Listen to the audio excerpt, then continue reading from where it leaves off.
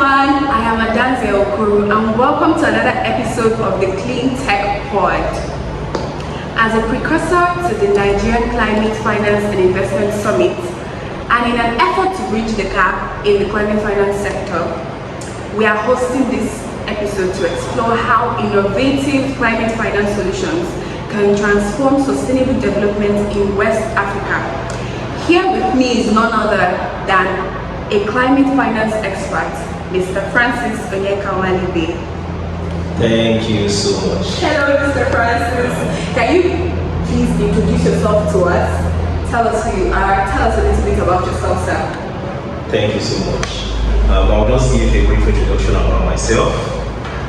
My name is Francis Nwalibe, and I'm a dynamic investment professional with experience in corporate finance, climate finance, venture capital, project finance, and trade finance.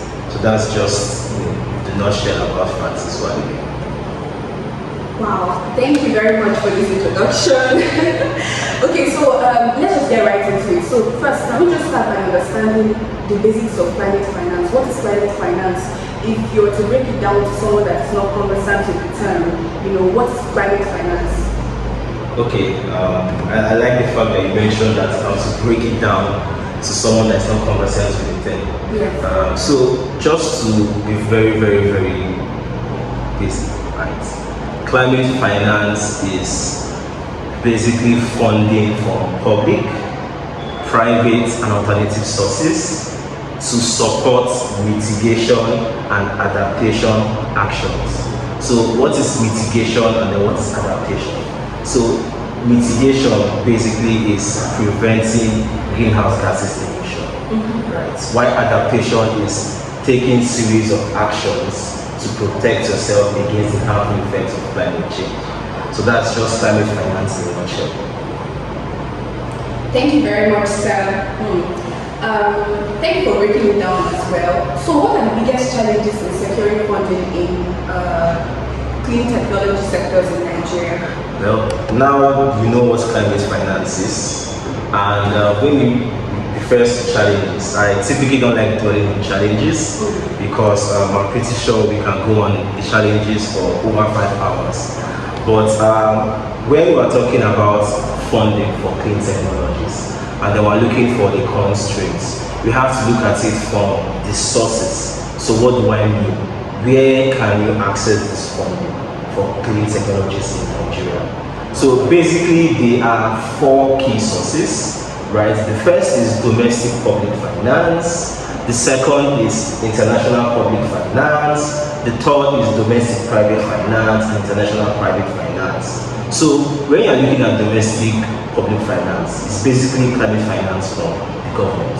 Right. So some of the key constraints are firstly data and information gap. So there are a whole lot of programs, there are a whole lot of funds accessible for clean technologies in Nigeria. But the truth is, you and I don't even know where these funds are or what these funds do, whether they exist or not, right? And then the second key constraint as well is also limited institutional capacity, right? So for some of these organizations, they are supposed to champion climate finance, particularly for clean technology deployments in Nigeria. They are not fully capacitated to do so. Right. And then looking at it from international public finance standpoint, a major constraint most times is usually stringent application procedures. I'm pretty sure we may have tried to apply for something as basic as a grant, maybe grant from a donor agency or grants for an individual as well. But then there are stringent processes to access these funds. And then looking at domestic private and international private finance, the key constraints to look out for first is the high cost of funds, particularly in-country financing. We all know what the interest rate is now, and then for climate finance endeavors, you need specialized kind of funding, right? But then the domestic private finance providers are not willing to go beyond the traditional financing models. So you see interest rate going upwards as 35%, 40%, 33%. So that's one key constraint. And then the second as well is also you have to look at lack of bankable projects. Let's be realistic.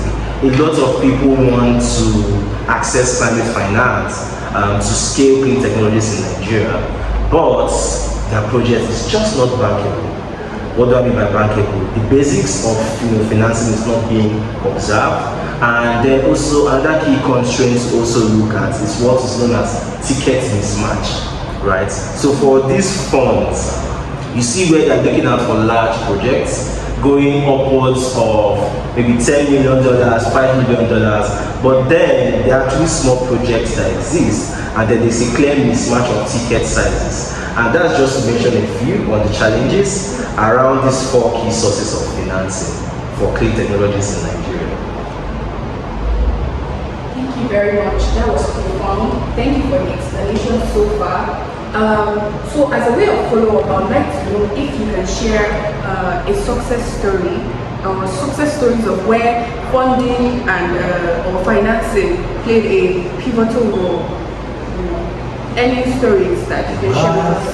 I can go on to give you different stories, but for the sake of time, I'll just go on to give you examples of key projects that I was part of that particularly climate finance led to reasonable outcomes.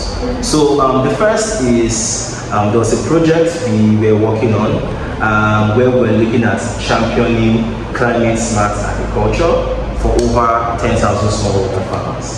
Right. So for that project, we sought for international private finance, where we're looking at some level of blended finance from both DFIs and some donor agencies as well. And this project, the financing or the funding we were seeking was in excess of $2 million. And what we're able to do is, moving from the phase of feasibility, we went on to see that we're able to unlock these funds for the largest cassava producer in the Southwest. So primarily they needed funding to champion climate smart agriculture for their smallholder farmers. Why? They experienced declining crop yield, and with these funds they were able to provide climate resistance inputs, climate resilience, climate resistance, seeds and the likes for their farmers. That's just one clear case. And also another success story is a project that I also worked on that I was quite passionate about. This project led me to particularly all the states in the southwestern part of Nigeria. Yes, of course. And for this particular project, I had to learn Yoruba here and there. Of course, I'm not of the southwestern extraction, but primarily what we wanted to do with this project was to see how we can convert waste into renewable energy for the largest breweries in Nigeria. So what we did is we went on to buy biomass waste, rather aggregate biomass waste from smallholder farmers. So the biomass waste we're looking at aggregating was in excess of 100,000 metric tons. So where did the funding come for this project? So the primary funding for this project was international private finance, and then we had some domestic participation from the commercial banks as well to provide some level of guarantee. So those are some of the two success stories, I would say in my opinion, that stood out for me on the implementation of climate finance. Thank you very much, and these are beautiful success stories. Yeah, indeed they are. So looking ahead now, what innovative strategies should we adopt to scale up climate finance? Well, the strategies I believe if I'm to list the strategies at this point, would have a full grammar because they are quite enough. But implementation is key, right? Because you can go on to deploy or go on to create new strategies, but then there's problem with implementation. So what are some of the strategies? So firstly, I believe you can use technology to democratize climate finance, right? So what do I mean?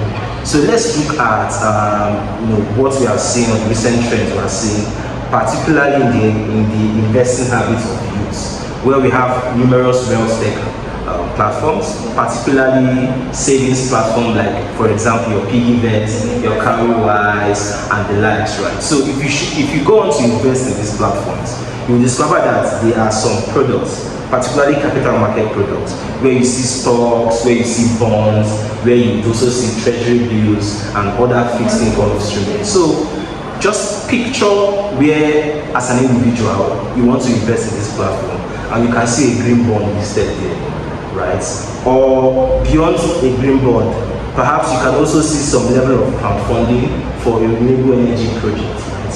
So picture that, and you realize that it's very, very feasible, because it serves as an entry point for you and I to be able to provide climate finance for massive projects and also small projects and the likes. So that's one way, using technology to democratize climate finance. Also, another innovative strategy, I'm pretty sure we are quite familiar with this, is blended finance. And if you know me, I'm usually a blended finance proponent, because beyond just speaking, we have also structured transactions where we have seen it work. So what is blended finance? Particularly is bringing public or donor funding and blending with private funding. That's just the layman definition. And then there are different archetypes. You can have concessional capital. You can also have some level of risk guarantee. You can have TAF. TAF is what most people are quite familiar with, technical assistance funds. And then you can also have design state grants, right? So deploying these archetypes is a way of championing cross-sectoral collaboration.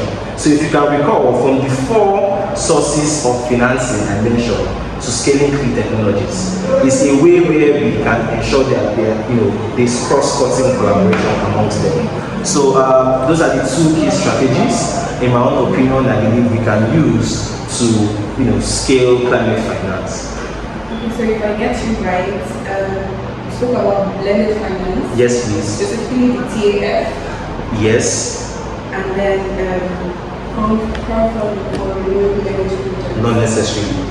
What I mentioned was using technology to democratize climate finance, right?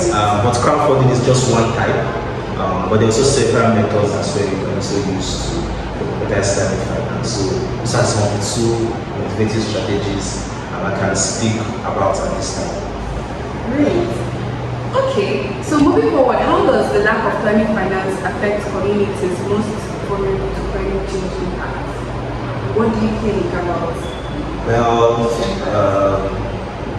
so this question is a question that is quite dear to me, because I cannot begin to overemphasize the impact of climate change, particularly to vulnerable communities. Yeah. So the question now is, which communities are the most vulnerable to climate change? Particularly communities that are in the northeastern and northwestern part of Nigeria, and these are the communities that are most vulnerable. So the question now is, how has this trickled down to affect their livelihoods primarily? So when it comes to climate finance, we look at adaptation finance and mitigation finance, and it's quite prevalent in the country that this funding are non-existent. And then if you look at these communities that I mentioned in the northeast and northwest, what is their primary economic activity? The primary economic activity is farming, right? That is what they are quite familiar with. And then what you notice is, due to lack of this climate finance, due to lack of this cover, they are beginning to experience lack of improved livelihoods, right? So many of these farmers live on less than $1 per day, and then coupled with this, you then have a situation where there is no consistent rainfall, for example, where there is droughts, and I can go on to list some of the impact of climate change. But then this has affected their livelihoods because they cannot go by to also fend for themselves and then for their family, right? Another second way lack of climate finance are able to impact these people in the most vulnerable communities. You also look at insecurity, right? So the question now is, this is a very, very interesting topic, but then it's this notion that they say an idle man is devil's workshop, right? Meaning that if your normal means of livelihood is no longer sustaining, you have to find other ways to sustain yourself. And you would notice that a large portion of the youthful population in those regions are beginning to engage in some level of insurgency of some kind.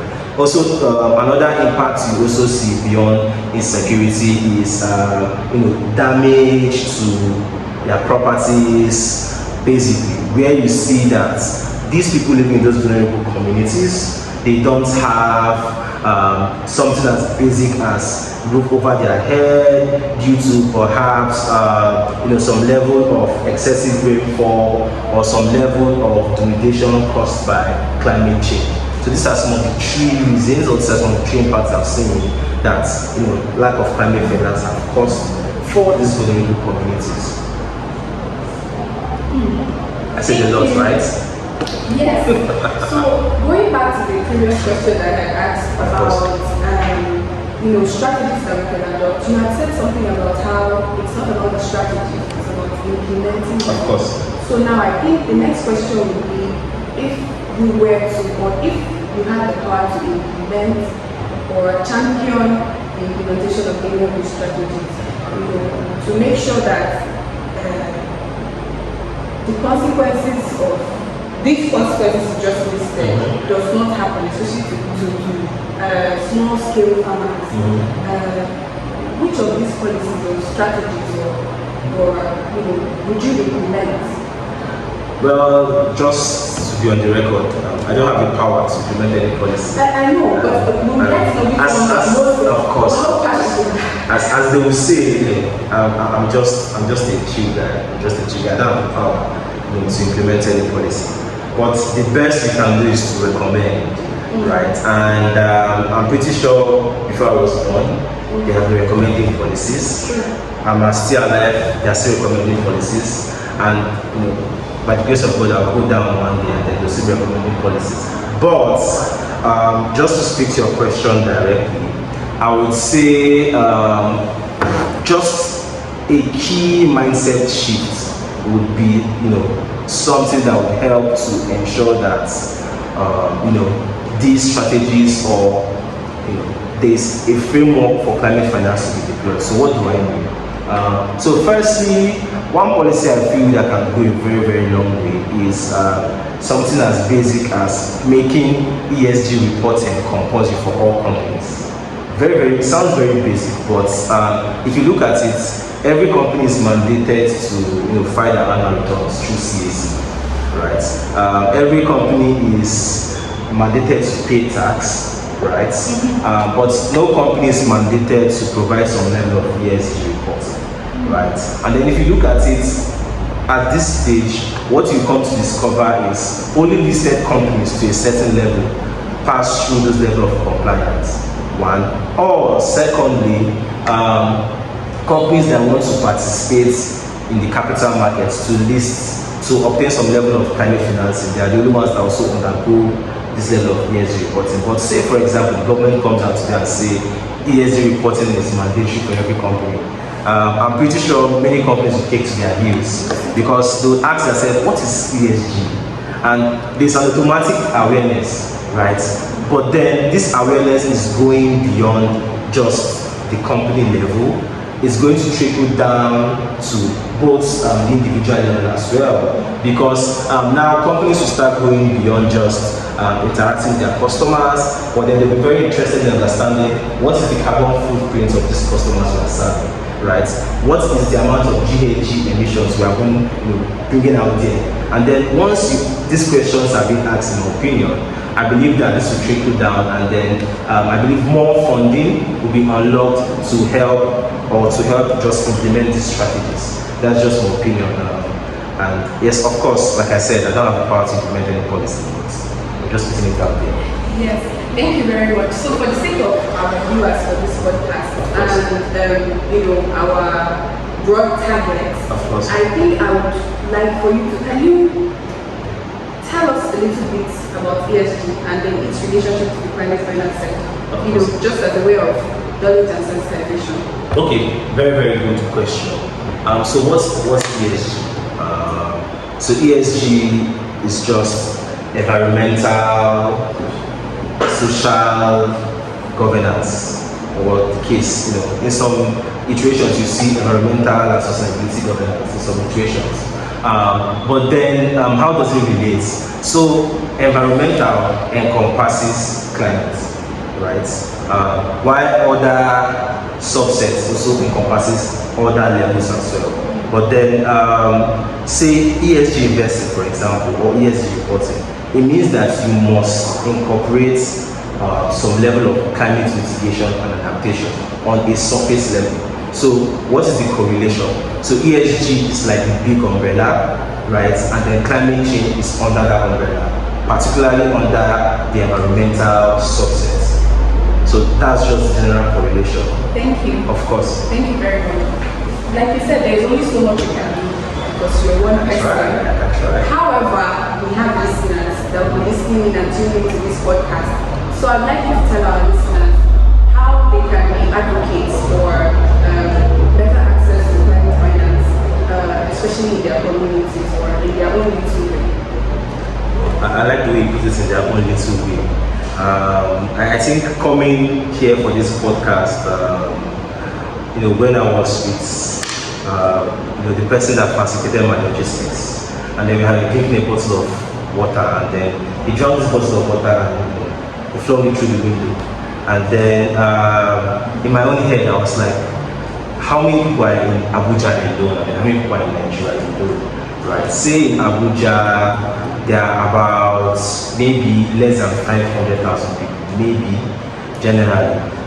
You can imagine how many of them drink water in a day. And beyond that, expand that number to everybody in Nigeria.